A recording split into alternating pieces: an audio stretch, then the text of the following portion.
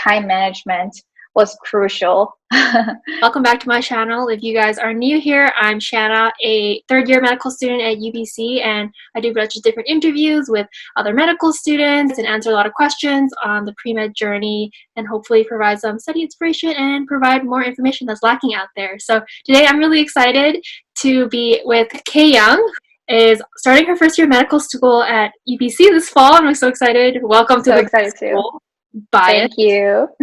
Balance that because the honors is just so time consuming. Like, so time consuming. do you have any like was there any things that you did to make that work? I can't even imagine doing that much on top of designated time for your research and for studying. Making that clear boundary is really helpful because you commit yourself fully to one task at a time and not really worrying about other things. This year, in second year, I was trying to do the research on top of medical school. And I think it's really easy, especially, I think it sounds like you and I are the same, like we get really passionate genuinely about what we're doing. And so the boundaries are easy because you might have that pocket of free time. You're like, oh, could do work more on it. I think both the things, because you can always study a limited amount more. You can always work on your research as like a bajillion hours more. And so there's really no limitation to how much you can work on it, which I think is a little bit, I think, other extracurriculars are the same. Like you can work on your leadership projects unlimited amounts of time. So I think, especially when you're ambitious with what you want to, you're always the type that wants to do really well. It's really easy to kind of go all out and go crazy on them sometimes. So not putting things until the last minute is so important because, like you mentioned, like with extracurriculars or even with research, there's no specific deadlines as to like when you have to finish this thing and when the next thing is due.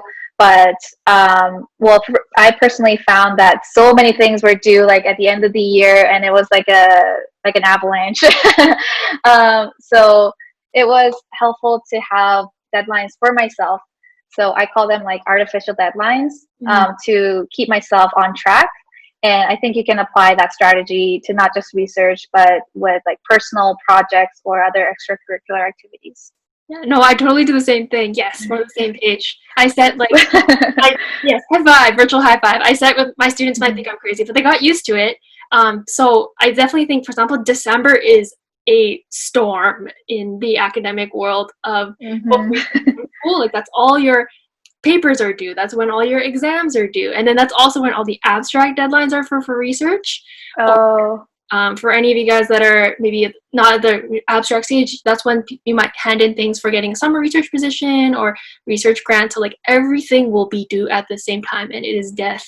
So one thing that I is like go backwards. To be fair, I didn't really do this as much in undergrad, but I do it a lot more now. Is that okay? Exams you can't really move, and you can't study say a month in advance for your exams, but the papers you can work on like earlier. And so like, you get started on it. It sounds like neurotic, but say, it would probably make your life so much easier if you started working on your paper, 3-4 weeks in advance. I'm picking arbitrary numbers here, but say 3-4 weeks in advance. And then when you have all your exams, you just focus in on just those 2 weeks you just study. And so maybe that means, again, backtracking. If you have research deadlines, for example, you're reeling backwards. You're like, well, when can I fit this in that it's a good time? So, maybe if you don't have a paper, that's when you're going to finish up that research, or you're going to finish up even earlier and you're going to tie it up as far back as advance. And so trying not to procrastinate. I definitely agree. I think the less procrastinating on deadlines you do, the better your mental health will be. It's hard because it's not up to you, right? Like it just happens that everything you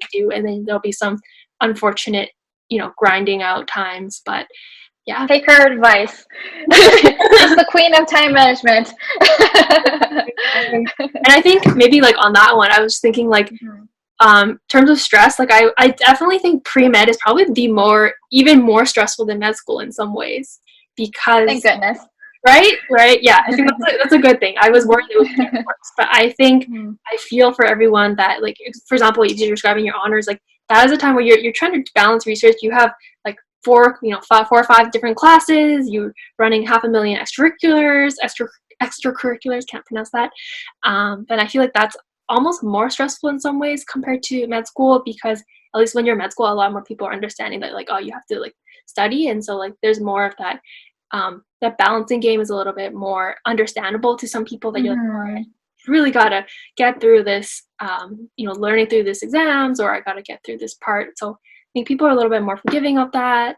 But I also think like when you're pre-med, just because I at least this is what I feel. I don't know if everyone feels it, but because like you're getting that research is so precious, or getting that position is like so precious that every single thing it feels really hard to delegate or say like, sorry, I really don't have that time to. So I feel like there's more pressure to take on more than you can handle in undergrad. Really, really difficult. Right now, make sure to check the rest of this playlist or this series.